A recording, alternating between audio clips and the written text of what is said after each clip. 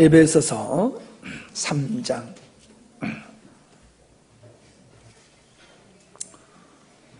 에베소서 3장 1절로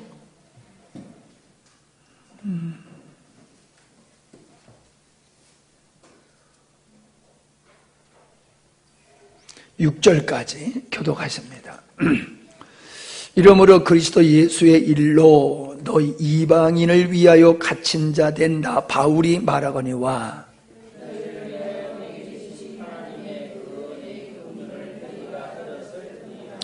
곧 계시로 내게 비밀을 알게 하신 것은 내가 먼저 간단히 기록함과 같으니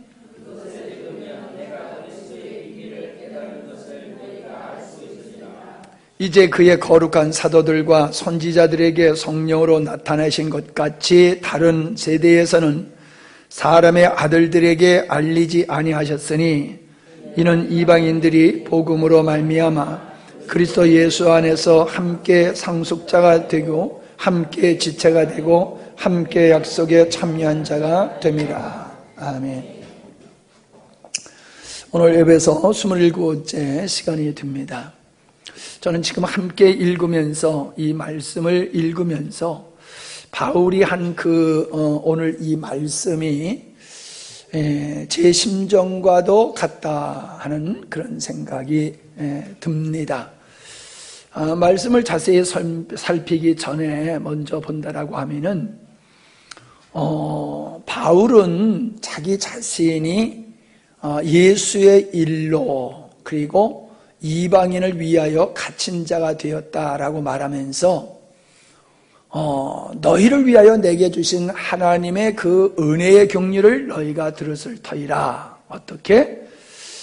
하나님께서 계시로 내게 비밀을 알게 하신 것을 내가 먼저 간단히 기록함과 같으니 그것을 읽으면 내가 그리스도의 비밀을 깨달은 것을 너희가 알 수 있으리라. 자, 바울은 자기가 깨달은 것을 너희에게 이미 말해줬기 때문에, 전해줬기 때문에 지금 내가 너에게 쓴 이 편지를 읽는다라고 하면은 내가 깨달은 비밀을 너희가 알 수 있을 것이다. 그렇게 말하고 있는 이 말씀이 제 마음속에 다가오는 게 그래요.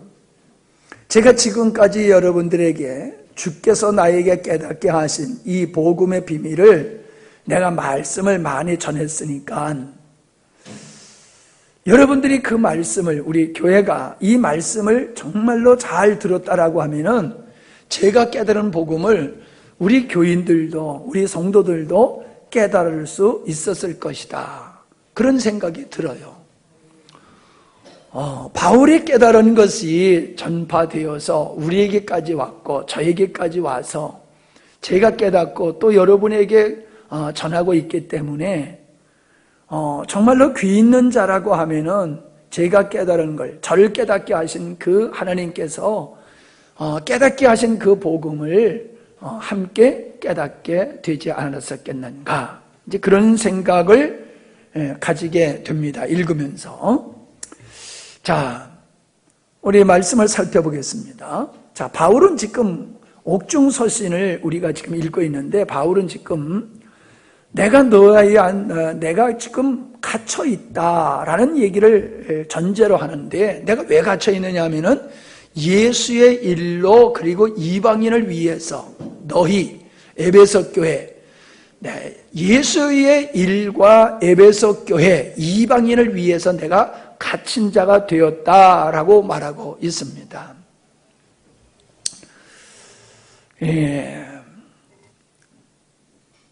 갇혔다라고 하는 것은 고난이지요. 고난. 이 고난을 우린 그리스도인들이 어떻게 보아야 되느냐라고 하는 겁니다. 특별히 바울의 입장에서, 제 자신이 바울의 입장에서 서본다라고 하면은 바울이 하나님의 일, 그리스도의 일인 복음을 증거하는 일과 이방인을 위해서 그가 갇힌 자 된 것과 같이, 이 목사 너는 지금 어떤 자리에 있느냐, 그런 생각을 제가 해봅니다. 바울은 갇혔습니다. 복음을 전하는 목회자나 성도의 삶이라고 하는 것은 내가 예수 그리스도의 일인 이 복음을 증거하는 일로 말미암아 우리는 고난을 받는 게 마땅하다라고 하는 것을 우리에게 보여주고 있는 거지요. 바울이 예수님만 믿고 가만히 있었으면 고난을 당할 이유가 없었습니다. 그리고 옥에 갇힐 이유도 없었습니다.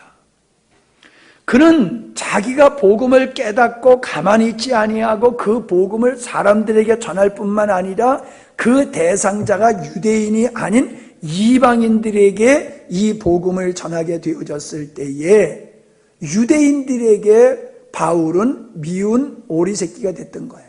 미운 털이 박힌 거예요. 그래서 죽이기 전에는, 바울을 죽이기 전에는 나는 먹지도 않겠다라고 하는 사람들이 생기지 않았습니까? 예수님께서 이 땅에 고난을 받으신 것은 무엇을 잘못해서가 아니라 아버지의 뜻을 이루셨기 때문에 하나님을 향하여 대적하고 적의를 품고 있으면서 하나님을 대항하는 무리들은 예수님의 그 의로우신 삶 자체가 자기들에게 눈의 가시와 같았기 때문에 예수님의 그 의로우신 복음이신 예수님이 자신들을 정죄하는 결과가 왔기 때문에 그들은 예수님의 존재를 인정할 수가 없었던 것이죠. 그래서 예수님을 죽이려고 했던 거예요. 빛이 있으므로 어둠이 정죄가 되듯이 의로우신 예수님이 계심으로 이 땅에 하나님을 떠나서 자기 마음대로 사는 사람들이 죄다라고 하는, 죄인이다, 그것이 죄다라고 하는 것이 폭로되어지는 거지요. 율법이 없으면 죄가 죄로 드러나지 않듯이 예수님이 이 땅에 오시지 않았다라고 하면은 이 땅의 모든 사람들은 자기가 하는 모든 일들이 다 정의롭다고 믿고 그렇게 여기며 살 텐데, 의로우신 예수님이 오셔서 하나님의 법대로 하나님의 생명을 따라 살아가니까는 그 예수님과 같이 살지 않는 건 다 죄야라고 하는 것이 백일하에 드러나 버리는 거예요. 그러니까 종교 지도자들이, 장로들이, 제사장들이 자기들이 의롭다고 생각하고 백성들을 백성들을 다스리고 지도하고 있었는데, 도리어 예수님의 등장을 통하여 자기들이 죄인이라고 하는 것이 드러나게 될 때에 그 예수님을 보아줄 수가 없는 거예요. 그래서 예수님을 십자가에 못 박아 죽인 거지요. 바울도 마찬가지거든요. 바울이 전한 복음을 용납한다라고 하면은 자기 자신들이 잘못됐다라고 하는 것을 인정해야 됩니다. 그러니까 자기들이 의롭다고 하는 것을 인정하기 위해서는 바울을 잘못됐다고 정죄해야 되고, 계속해서 바울이 전하는 그 복음을 놔두고서는 자기들이 의롭다고 행세를 할 수가 없는 거예요. 그러니까 바울을 죽이는 겁니다. 바울을 싫어하는 거예요. 그래서 바울이 옥에 갇히게 되어지는 결과가 왔다라고 하는 것이지요. 불의를 향하다가 고난을 당하는 것은 진짜 부끄러운 일이지만은 하나님의 일이신 이 복음을 전거하는 일을 우리가 하다가 이 땅에서 고난받는 것은 당연한 것이다라고 하는 것을 우리는 보아야 됩니다. 그래서 바울은 고난을 당하는, 환난을 당하는 그런 자기 자신을 보면서 에베소 교회가 낙심할까봐 13절에 보세요. 그러므로 너희에게 구하노니 너희를 위한 나의 여러 환난에 대하여 낙심하지 말라. 내가 지금 너희들에게 복음을 전하다가 너희들에게 복음을 전한 것 때문에 내가 지금 옥에 갇혀 있다. 이 유대인들은 오직 자신들이 하나님이라고만 외치는데, 나는 그 하나님이, 그 예수님이 유대인뿐만 아니라 모든 이방인들의 구주가 되심을 내가 선포하고 있지 않느냐.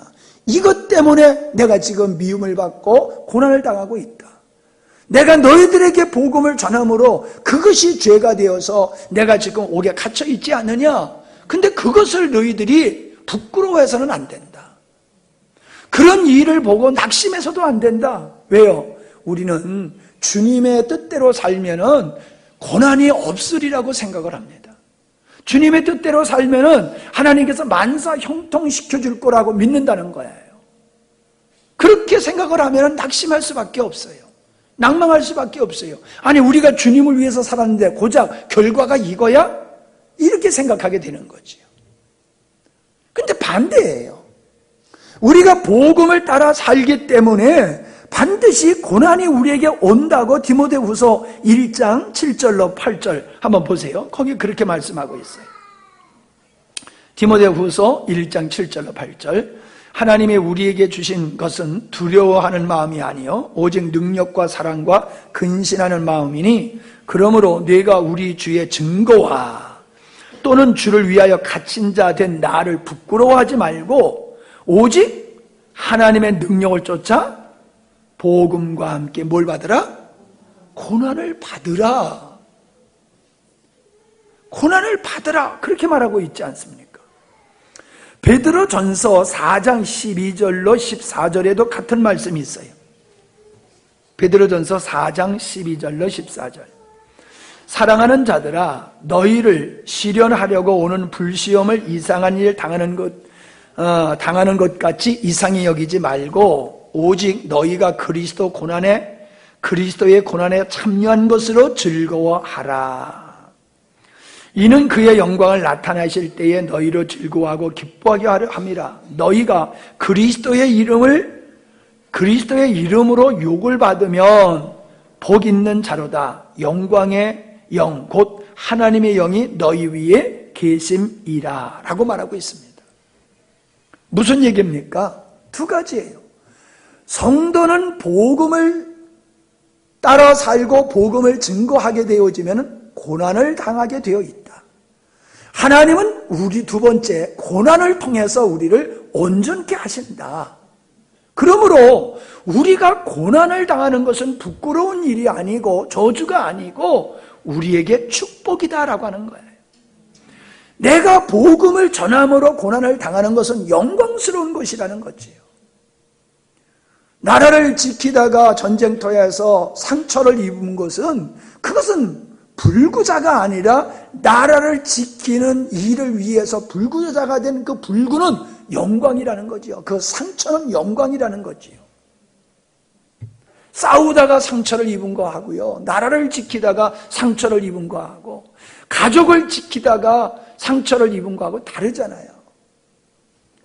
우리가 복음을 전하게 되어지면은 바울이 고난을 당한 것과 같이 믿는 자들이 복음을 전하게 되면 세상으로부터 환난과 핍박과 고난을 당하게 된다는 거지요. 그것을 피해서는 안 된다는 거예요. 그럴 수밖에 없다는 거예요. 세상은 마귀에 속한 자들이고 마귀에 속한 자들은 하나님을 향하여 적의를 품고 있고 하나님을 대적하는 자들이기 때문에 그들은 복음 전하는 걸 싫어하고 복음을 전하게 되어지면은 박해를 한다는 거지요. 그러므로 우리가 복음을 전하다가 박해를 당하는 것은 우리가 지금 주님의 뜻대로 살고 있다는 거예요. 주님의 뜻대로 살기 때문에 고난을 받는다는 거예요. 왜 주님의 뜻대로 사는데 고난이 오느냐? 이 질문 자체가 틀린 거지요. 주님의 뜻대로 살기 때문에 세상에서는 미움을 받게 되는 거지요. 이해가 되십니까? 예. 그러니까 우리가 이 고난의 영광이 있어야 된다는 거예요. 주의 일로 말미암아, 복음으로 말미암는 고난이 믿는 자들에게는 반드시 따라야 된다는 거예요. 우리는 그리스도를 쫓아 사는 것이 고난에 참여함이다라고 하는 것을 배워야 될 줄 압니다.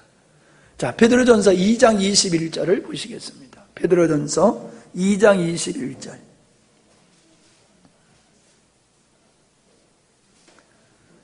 이를 위하여 너희가 부르심을 입었으니 그리스도도 너희를 위하여 고난을 받으사. 누구를 위하여?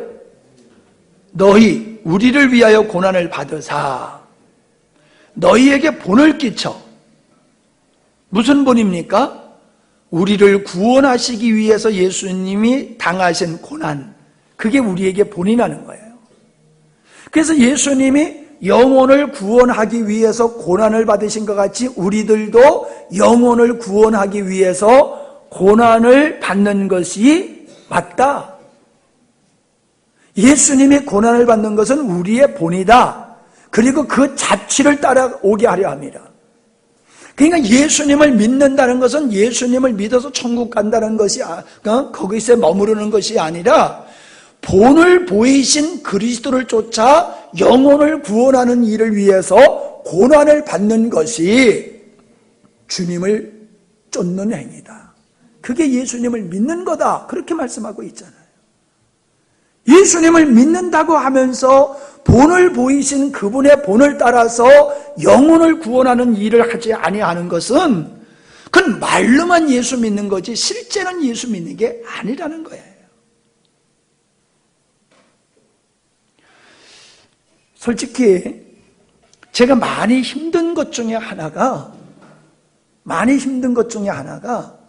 우리 성도들이 적극적으로 복음을 전하지 않는다는 거예요.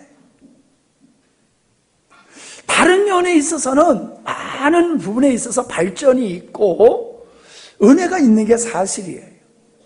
그러나 제가 봤을 때는 여러분의 마음을 다 속에 들어가 보지 않아서 모르겠지만은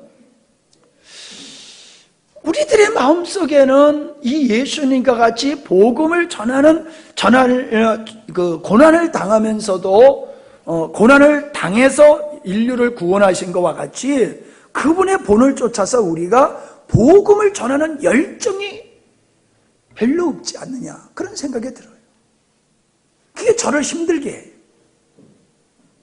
다른 것은 힘든 게 없어요. 제가 농촌 목회한다고 해서 힘든 것도 아니고 다른 것은 별로 힘든 것이 참 없어요.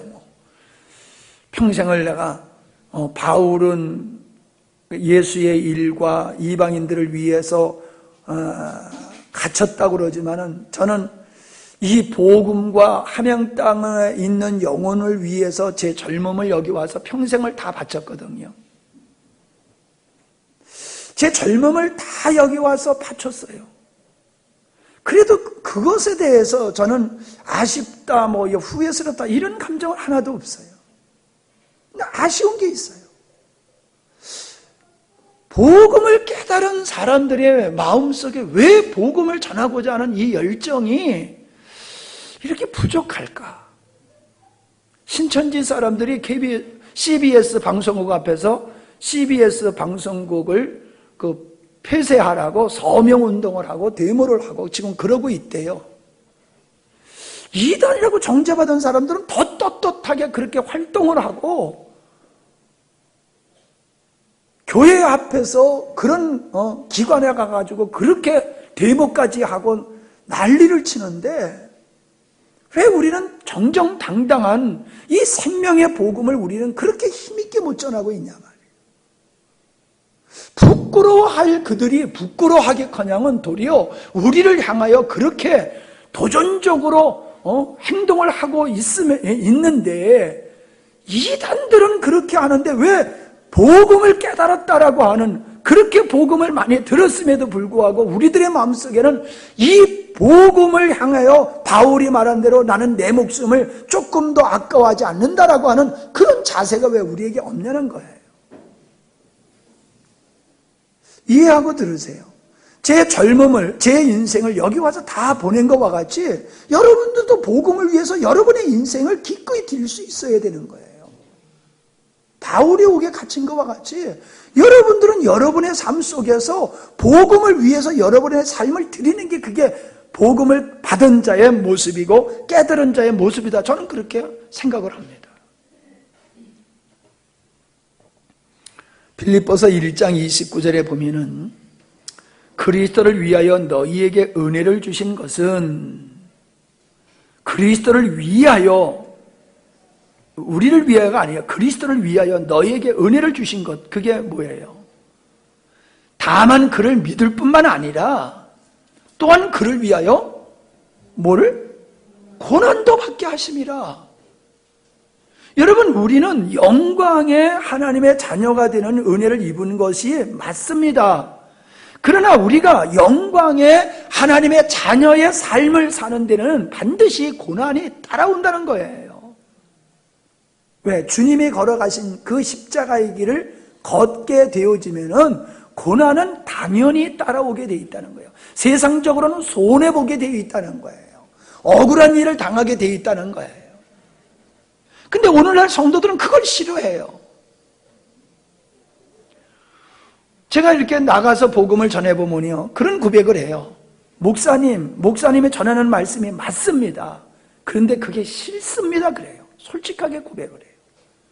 그 말씀이 맞지만은 그게 싫습니다. 왜? 그 맞는 말씀을 따라 살려고 그러면 내가 손해봐야 되고, 내가 죽어야 되고, 내가 하고 싶은 대로 못 살아가니까 그게 싫습니다. 그러는 거예요. 그 두 사이에서 머뭇거리는 거지요. 하나님 앞에서는 맞습니다. 그리고 돌아서서 싫습니다. 맞습니다. 싫습니다. 맞습니다. 싫습니다. 그러면서 사는 거예요. 그러면서 성장하긴 하더라고요. 예수님은 마태복음 5장에서 그렇게 말씀하셨지요. 의를 위하여 핍박받는 자는 복이 있다. 의를 위하여 살게 되면 핍박을 받는 것이 되고 그 핍박을 받는 것은 복이다. 그런 사람에게만이 천국에 저희 것일 것이다. 죽어서 가는 천국만 얘기하는 게 아니에요. 진짜 이 세상에서 천국을 맛보는 사람은 그리스도를 위해서, 복음을 위해서 고난을 당하는 자가 맛볼 수 있는 게 천국이라는 거예요. 은사받고 능력 나타나고 그런 속에서 우리가 황홀한 하늘의 어떠한 환상을 보면서 기뻐하는 게 아니라는 거예요. 주님의 뜻을 이루며 살아가는 사람이 핍박을 당하게 되는데 그 핍박 속에서 그는 천국의 영광을 볼 수 있다. 그렇게 말씀하고 있는 거예요. 예를 들면요, 우리가 누구한테 섬김을 받을 때의 기쁨보다도 우리가 섬길 때의 기쁨이 더 크잖아요. 손해볼 때, 내가 다른 사람을 섬기느라고 손해를 볼 때에 우리는 더 기쁨이 있잖아요. 우리는 내 소원이 이루어져서 기쁜 것이 아니라 내가 그리스도의 그 거룩한 역사에 참여함으로 내가 고난을 받지만은 내가 그리스도의 그 의로우신 일에 내가 참여했다라고 하는 이 자체가 우리에게 기쁨이 되어지고 이것이 천국의 맛을 보는 그런 것이 되어야 된다는 거예요. 고난이 은혜가 되어야 된다는 거예요. 고난이. 그러니까 예수를 믿어도 고난을 거절하면은 그건 건강한 신앙이 아니에요. 좋을 때는 앞에 나와서 할렐루야 하고 힘들면 뺑 도망가고 모르세 하고 그런 사람들은 하나님의 영광, 천국의 영광을 볼 수가 없어요. 하나님의 영광을 보는 사람은 의를 위해서 핍박을 받는 사람이에요. 핍박을 받을 때에 하나님의 영광을 봐요. 성경에 보세요. 하나님의 영광을 본 사람들은 고난 속에서 하나님의 영광을 받지 편안할 때 하나님의 영광을 받습니까? 편안할 땐 되려 죄를 짓게 돼요. 나를 인하여 너희를 욕하고 핍박하고 나를 인하여 예수님을 인하여 너희를 욕하고 핍박하고 거짓으로 너희를 거슬려 모든 악한 말을 할 때에 증상모략을 할 때에 너희가 복이 있다 그렇게 말씀하고 있어요. 예수님을 인하여서 예수님께 순종함으로 욕을 보고 핍박을 당하고 중상모략을 당하면은 너희가 복이 있는 거다. 그게 바로 주님과 길을 함께하고 있다는 증거라는 거지요. 기뻐하고 즐거워하라. 하늘에서 너희 상이 크미니라. 너희 전에 있던 선지자들을 이같이 핍박하였느니라. 전에 핍박받았던 사람들이 누구냐? 선지자들, 참 선지자들이 이 땅에서 핍박을 당하지 않았느냐? 그러니 지금도 나를 위해서, 복음을 위해서 사는 사람들은 핍박을 당하게 되어 있는 거다. 그렇게 말씀하고 있습니다. 여러분 보세요. 핍박하는 사람들이 남들이 아니에요. 우리가 복음을 따라 살면요, 남편이 박해를 합니다. 아내가 박해를 합니다. 자녀가 부모를 박해하고 부모가 자녀를 박해합니다. 친구가 버리고 떠나버립니다. 직장에서 왕따시킵니다. 학교에서도 왕따를 시킵니다. 누구를? 그리스도를 쫓게 되어지면은 가장 가까운 사람으로부터 박해를 하게 되어 있어요. 아무리 육적으로 가까워도요, 영적으로 다르면요, 박해를 하게 되어 있는 거예요. 박해를.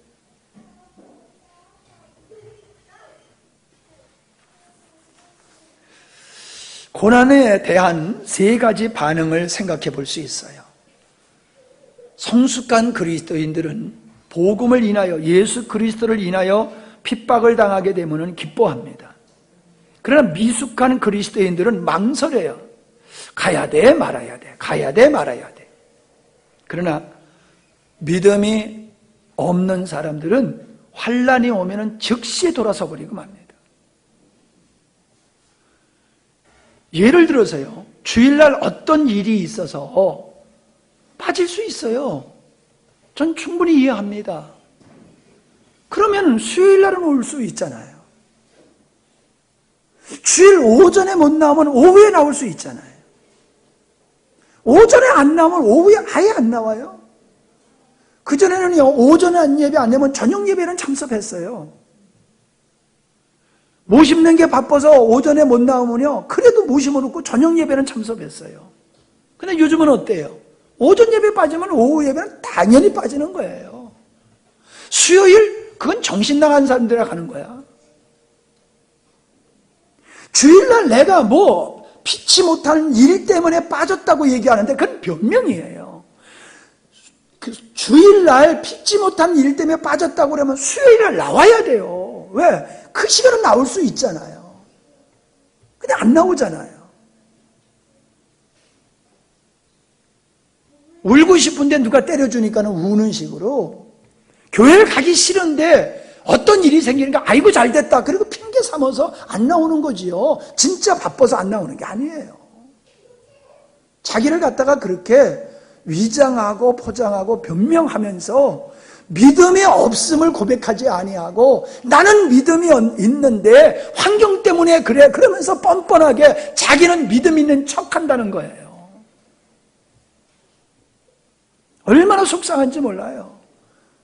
차라리 믿음 없습니다 그러면 긍휼한 마음이도 가지요. 믿음 없으면서도 자기가 믿음 없다고 그래요? 왜 목사님은 자꾸 그렇게 이해하지 못하고 들들 볶습니까? 그리고 대들지. 나 믿음 없습니다 그렇게 말합니까? 믿음 있는 사람은요, 어려울수록 더 열심을 내요. 어려울수록 더 열심을 내요.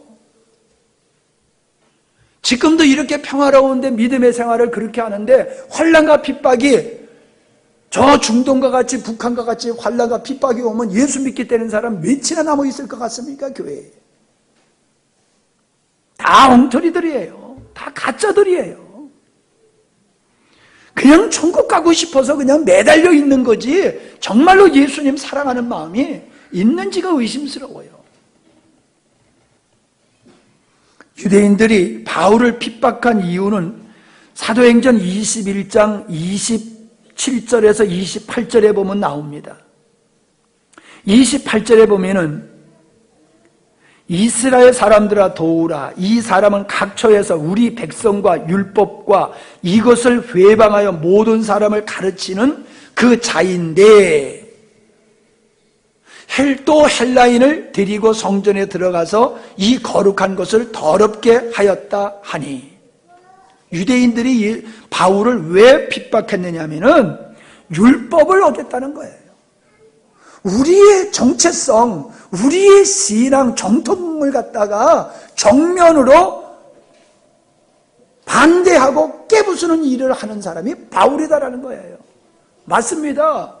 바울은 율법을 깨버리고 있는 사람이에요.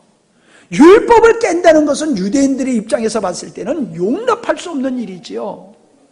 그러니까는 바울이 전하는 복음이 맞냐 그러냐를 따지지 아니하고 생각해보지 아니하고 그냥 자기들의 전통과 유전을 깬다라고 하는 그 자체에 그들은 자존심이 상하고 견딜 수가 없었던 거예요.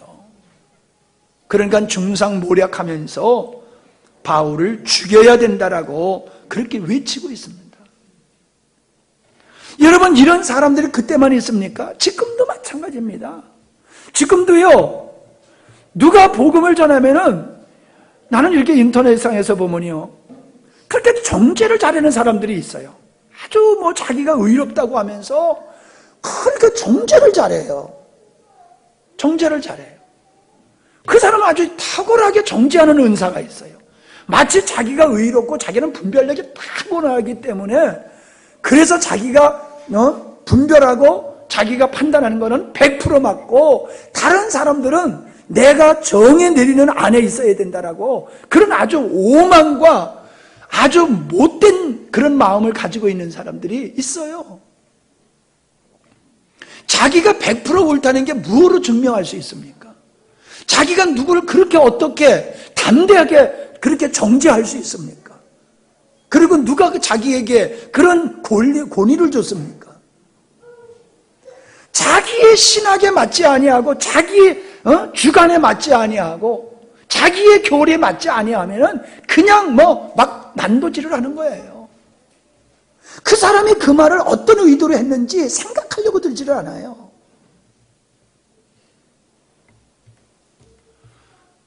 지금 그 부활을 강조하는 목사님이 계세요. 김성로 목사님이라고. 근데 그분은 왜 십자가에 머물러 있느냐?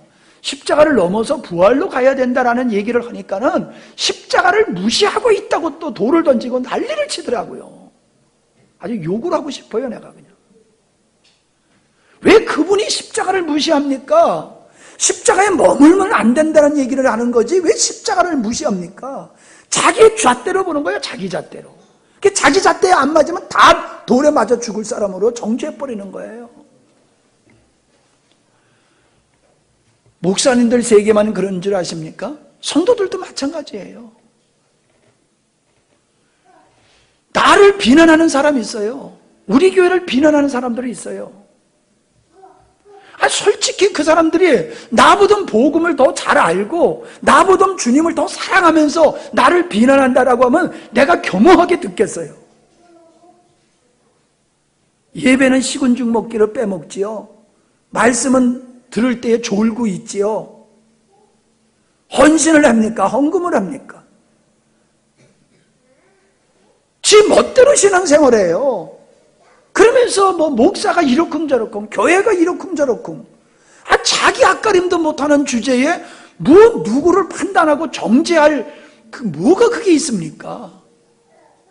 근데 그런 사람들이 그래요.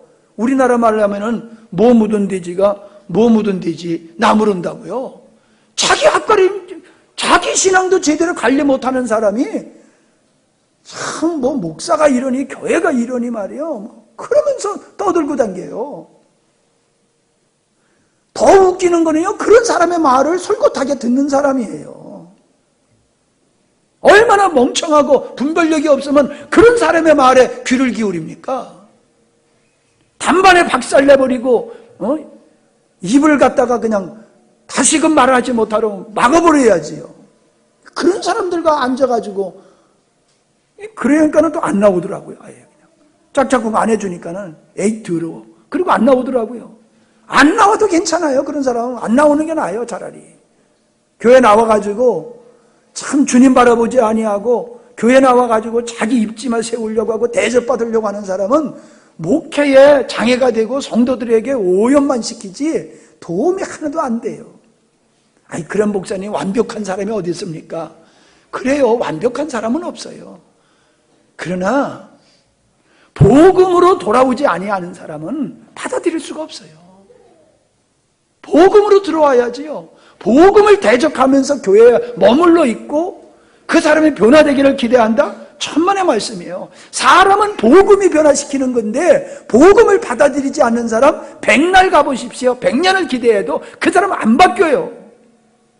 제가 계속 얘기하잖아요. 말씀을 제대로 듣지 않는 사람은 언젠가는 떠나게 된다고. 이렇게 무섭게 얘기를 해도요, 그래도 말씀을 제대로 안 들어요.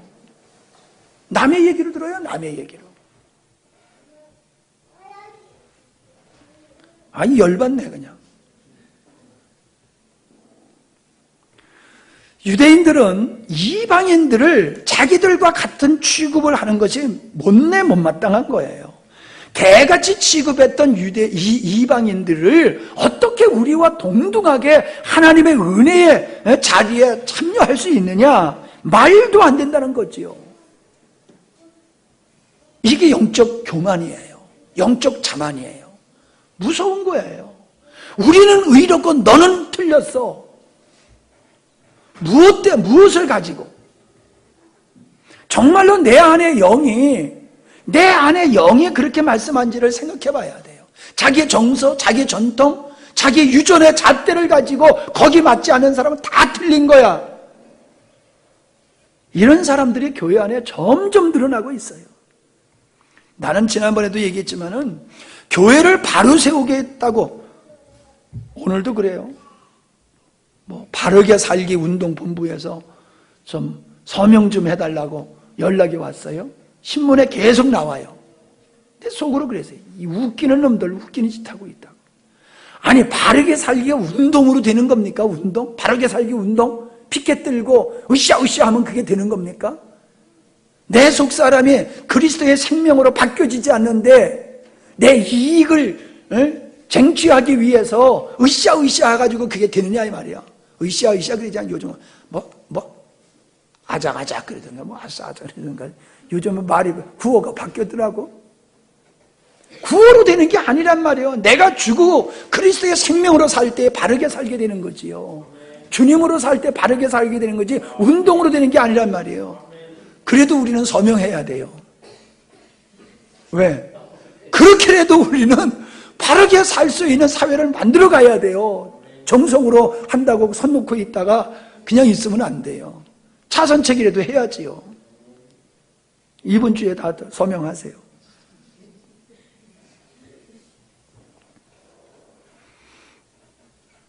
이것을 읽었으면 그리스도의 비밀을 내가 깨달은 것을 너희가 알 수 있으리라. 귀 있는 자가 내가 그렇게 복음을 전했으면 귀 있는 자들은 내가 깨달은 그 말씀을 깨달을 거예요. 깨닫고 있어요.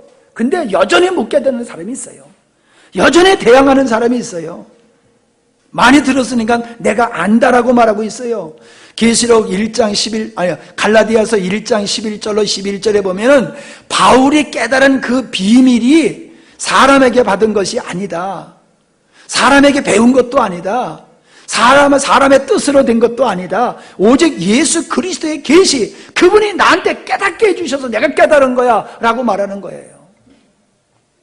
사마리아 여인이 우물가에서 물을 기다가 예수님을 만나고 동네에 들어가서 와봐라, 내가 메시아를 만났다 그랬더니 사람들이 우르르 와서 예수님을 만나보고 하는 얘기가, 내가 말해서 이제 믿는 게 아니야. 우리가 진짜 만나보니까는 진짜 이분이 메시아인 게 맞네? 바뀌어야 되는 거예요.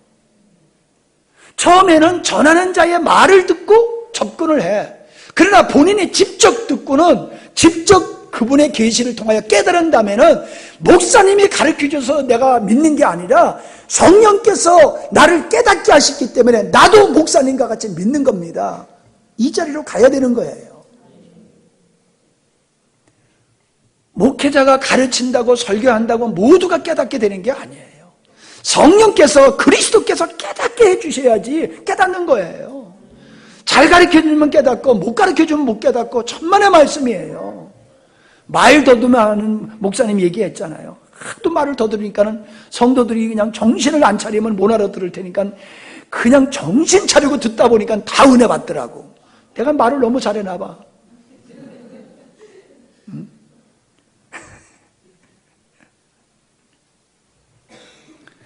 어떻게 하면 그냥 내가 그냥 때는 그래. 아휴, 그래, 나 같은 목사 만나서 고생들 많지. 아휴, 나 같은 목사 만나서 그냥 고생들 많지. 이렇게 미안한 생각이 들 때도 있어요, 사실은. 그럼 한편은 또 속상할 때도 있어. 아니, 이렇게 목사가 전하는 목사가 또 얼마나 있을까? 이렇게 목사를 못 알아줘, 그래? 이렇게 그냥 복음 위해서 미친 목사 그냥 이렇게 못 알아줘? 그런 또 섭섭한 생각이 들 때도 있어요. 분명한 것은 복음은 많이 배웠다고 깨닫고 젊다고 깨닫고 그런 거 아니에요. 성령이 깨닫게 하시면은 90대 할머니도 깨달아요. 그러나 성령께서 깨닫게 하지 않으시면요, 평생을 교회 다녀도요, 장로가 되고 목사가 돼도요, 못 깨닫고 가는 거예요. 6절을 보면요, 이방인들이 복음으로 말미암아 그리스도 예수 안에서 함께, 누구와? 유대인들과 함께 후사가 되고, 유대인들과 함께 지체가 되고, 유대인과 함께 약속에 참여한 자가 되었다라고 얘기를 하고 있어요. 이게 하나님의 경륜이에요. 이게 하나님의 뜻이에요. 이방인이야. 선택되지 않았던 자들이야. 유대인의 입장에서 보면은. 그런 이방인을 하나님의 자녀로 삼았다는 거예요. 예수 그리스도로 말미암아. 이게 은혜요 영광이라는 거예요. 우리가 잘나서 예수 믿는 게 아니잖아요. 하나님의 은혜로 예수 믿는 거잖아요. 여기서 함께라는 말의 원어에는 쉰이라고 하는 접두어가 붙게 되어지는데 그 말은 동등한이라는 뜻이 있어요. 동등한. 그러니까 함께 동등한 후사가 되고 동등한 지체가 되고 동등한 약속에 참여한 자가 됐다. 그 동등한, 유대인과 동등하다. 근데 유대인과 동등한 정도가 아니에요. 우리는 그리스도와 동등한 자리에 세워주시는 거예요. 그리스도께서 영광을 받으시는 그 우편에 우리도 참여케 하시는 이 은혜가 예수 그리스도의 십자가와 부활을 통해서 이루어졌다는 겁니다. 그런 은혜를 입은 자들이 그 은혜를 하찮게 여긴다는 것은요, 진주를 돼지한테 주고요, 보석을 개한테 주는 거하고 똑같은 거예요. 하나님께서 우리에게 은혜로 주신 것은 예수님이 십자가의 피를 통해서 우리에게 주신 은혜인데 그 은혜를 우습게 여긴다고 생각해 보세요. 여러분이 저한테 선물을 줬는데 어느 날 와서 보니까 쓰레기통에 와서 있어. 그럼 여러분 기분이 어떻겠어요? 다시는 내가 목사님한테 선물 안 한다. 그런 생각 들겠어요? 안 들겠어요? 왜 대답 안 해? 나 같아도 안 했지요. 나 같아도. 아니 내가 그게 좋던지 나쁘던지 그래도 내가 마음을 닮아서 정성을 다해서 그걸 준 건데 그렇게 그냥 무시해? 나를 무시하는 거야. 내가 준 선물을 무시하는 건. 그런데요, 미안하게도요, 필리핀 가면은 필리핀 사람들이 우리한테 선물을 줘요. 근데 하나도 쓸모없는 걸 선물로 줘요. 그러니까요, 앞에서는 고맙다고 받으면 속에서는 아이고 이거 어디다 버리지? 속에서는 이걸 어디다 버리지? 그래요. 쓸모없는 걸 줘요. 쓸모없는 걸. 그러나 그들은 그걸 정성을 다해서 주는 거예요. 그러니까 와서 버리되 그래도 앞에서는 기쁨으로 받고 그 마음은 받거든요. 아니 우리로 말하면 비닐 같은 걸로 이렇게 꽈가지고 열쇠고리라고 만들어서 주는데 참 선물 같지도 않은 걸 주면서 그걸 달고 다니라고 그러니까 얼마나 부담스러운지 몰라요. 그런데 정말로 우리가 마음으로 귀한 선물을 줬는데도 그걸 우습게 여긴다라고 하면은 안 되는 것 같이 주님이 우리를 하나님의 자녀로 삼아주시고 예수 그리스도의 영광에 참여하게 은혜를 줬는데 그걸 하찮게 여긴다고 하는 거는요, 이거는 하나님을 하나님으로 인정하고 예수님을 예수님으로 인정하면 할 수가 없는 거예요. 아니 우리가 예수님 짤이라면요, 예수님 때문에 십자가 때문에 우리가 구원받았다고 그러면요, 그런데 어떻게 우리가 그렇게 예수님의 십자가를 무시하고 그냥 내 좋은 대로 내 마음대로 내 뜻대로 또 그렇게 살 수 있냐 말이에요. 옛날과 같이 우리는 못 사는 거예요. 그렇게 정말로 예수님이 우리를 그렇게 구원하신 걸 알면요, 옛날과 같이 살 수가 없는 거예요. 가끔 넘어지는 건 이해하지만은 버젓이 옛날과 같이 살면서 나 믿음 있어라고 얘기한다고요. 솔직히 그래도 교회를 좀 다니니까는 다른 사람은 집사 되는데 그 사람 집사 안 돼봐요. 민망스럽잖아요. 그러니까 집사를 시키면은 이제 내가 집사가 됐으니까 더 믿음의 생활을 해야지 이래야 되는데 그냥 집사 시켜라 말아 그냥 나는 마이웨이야 그냥. 얼마나 그거는 직분을 우습게 여기고 그래도 염려해가지고 호의를 베푼 목회자와 교회를 갖다가 무시하는 거냐 말이에요. 일을 잘하는 것보다도요 무시해버리고 안 하는 게 사실은 더 힘든 거예요. 힘들어도 하는 건 차라리 편하네요. 무시하고 안 하려고 보세요. 그게 얼마나 힘든 건데요. 근데 그걸 그냥 식은 죽 먹기로 그냥 그런 걸 볼 때마다 정말 저 양반들이 구원받은 사람인가 그런 생각이 들어요. 보세요. 지금 바울이 에베소 교회를 향하여 뭐라고 얘기를 하고 있어요? 내가 그리스도의 복음을 전하다가 옥에 갇혔다. 내가 너희들을 위해서 믿음으로 헌신하다가 내가 옥에 갇혔다. 그러면 에베소 교회인들은 바울에게 미안한 마음이 있어야 돼요? 없어야 돼요? 미안한 마음이 있어야지요. 그 미안한 마음으로 열심을 내야 돼요? 아니 나와 상관없으니까 그러고 있어도 돼요? 열심을 내야지요. 아니 우리를 위해서 저렇게 복음을 전하다가 저렇게 옥에 갇히셨는데 우리를 위해서 목사님이 젊음을 여기 와서 다 보내셨는데 그러면 미안한 생각을 가지고 뭐라도 좀 해야 되잖아. 에? 목사님은 목사님이고 난 나야 그냥. 나를 위해서 뭘 하라는 얘기가 아니에요. 내가 받은 은혜, 내가 목사님을 통하여 은혜 받을 수 있고 집사님을 통하여 은혜 받을 수 있고 가족을 통하여 친구를 통하여 누구를 통하여서도 내가 그분의 희생을 통하여 내가 지금 은혜 생활을 하고 있다는 거예요. 그러면 바울의 말대로 빚진 자의 마음을 가지고 신앙생활을 해야 되는데 당신이 나를 위해서 희생하는 건 당연하고 나는 그냥 내 멋대로 갈 거야. 이게 말이 안 되는 거라고요. 근데 말이 안 되게 살고 있잖아요, 애들. 내가 여러분의 영혼을 위해서 애를 쓰면 여러분은 나를 위해서 좀 더 힘써야지요.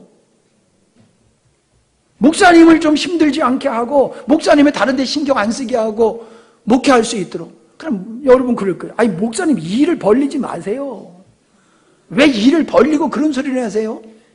일을 안 벌려봐요. 뭐가 소위 속된 말로 개뿔이나 되나. 예?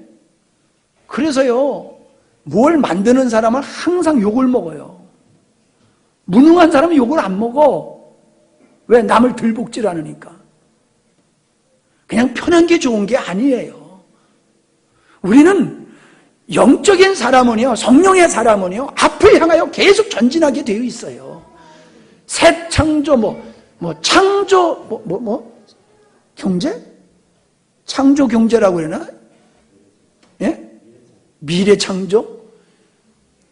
그게 그 사람들이 할 말이 아니에요. 우리 말이지. 우리가 믿음으로 살면요, 맨날 창조해 나가야 되는 거예요. 새 창조, 맨날 창조해 나가야 돼요. 꽃을 심으니까 새 창조가 이루어지잖아. 사람들이 울면서 그러더라고. 아유, 목사님 그냥 길 옆으로 그냥 그렇게 그냥 해놓으니까 참 보기 좋네요. 나 몇 사람한테 그 얘기를 들었어요. 새 창조한 거예요. 꽃밭 만들어 놓으니까는. 그 불구덩이 내가 깎아 놓으니까 사람들이 그렇게 칭찬하더라고. 아이고, 그죠. 시원해서 좋다고 아주 그냥. 새 창조요, 그게. 가만히 있는 게 편하네요? 어저께 여기 밤나무 하시는 아저씨가 나보고 그래요. 아니, 목사님은 언제 공부하세요? 맨날 그렇게 일하고, 언제 공부하세요? 나는 낮에 일하고 밤에 공부해요. 내가 그랬다니까. 그 양반이 와서 보면 맨날 목사님이 일하고 있어. 아이고, 나도 이제 옛날 같지 않아요. 그러니까, 그럼 그렇죠. 목사님도 이제 한 65세쯤 되셨을 텐데, 이제 옛날 같지 않을 거예요. 그래서, 그래요. 그랬지, 내가. 그냥. 일을 안 벌리는 게 잘하는 게 아니에요. 우리는 계속해서 하나님이 주시는 지혜와 기회와 건강을 가지고요, 새 창조를 영적으로나 육적으로나 만들어 나가야 되는 거예요. 아멘? 여러분의 지혜와 여러분의 위치와 여러분이 가지고 있는 것 가지고 하나님의 일을 만들어 가야 돼요. 옛날에는요, 교회 일을 밤에 와서 할 때가 많았어요. 옛날에 우리 신앙생활 할 때는요, 내 낮에 힘들면요, 밤에 와서 일했어요. 밤에 와서 교회 일을. 요즘 밤에 와서 일해라고 하면 아마 다 도망갈 거라. 헌신을 하려고 들질 않아요. 그리스도를 위해서 고난받는 걸 싫어해요. 은혜는 받기를 원하고 영광을 받기를 원해도요, 내가 주를 위해서 정말로 내가 고난을 당하는 게 마땅하다, 이건 내가 할 일이다, 그러면서 밤을 새워서 하는 그리스도인들이 요즘 얼마나 있습니까? 목사님이 죽도록 하면, 우리 목사님 일을 좋아해서 저러시는 거니까 내비둬. 당신 좋아서 하시는 거지 뭐. 그게 나 일 좋아해서 하는 건 맞아요. 그래, 그게 나를 위해서 하는 겁니까? 그거 해가지고 돈벌이가 되어서 하는 겁니까? 아름다운 예배당 가꾸고 하나님의 백성들이 즐겁고 행복하게, 그게 좋아서 하는 거지요. 그게 진짜지요.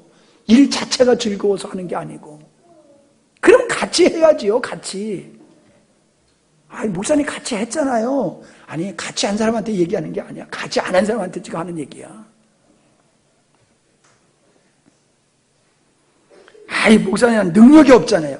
능력 없으면 옆에 와서 말이라도 좀 해. 냉수라도 떠다 주든지. 박영란 집사님 왜 안 올라왔어? 주일날 매지 말아요. 주일날 예배 시간 전에 그거 매니까는 내 마음이 얼마나 그냥 불안한데.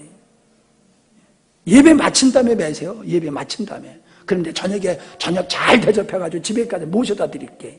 예배 전에 매지 말고. 이것도 순수하셔가지고 그냥 농담 삼아서 한 얘기인데 그냥 또 아멘 해버리니까 괜히 미안해버리네, 그냥 확. 제가 그냥 집사님을 지칭한 것은 그냥 모델로 한번 한 얘기예요. 또 섭섭하게 생각하지 마세요. 예. 자, 말씀을 마치겠습니다. 구약의 성도들에게는 사도와 선지자들에게 성령으로 나타나셨다라고 말씀하고 있지 않습니까? 5절, 그의 거룩한 사도들과 선지자들에게 성령으로 나타내신 것 같이, 그러니까 구약의 성도들은 모형으로 십자가를 바라보며 살았어요. 사도들과 선지자들은 계시로 말미암아, 성령으로 말미암아 복음을 깨달았어요.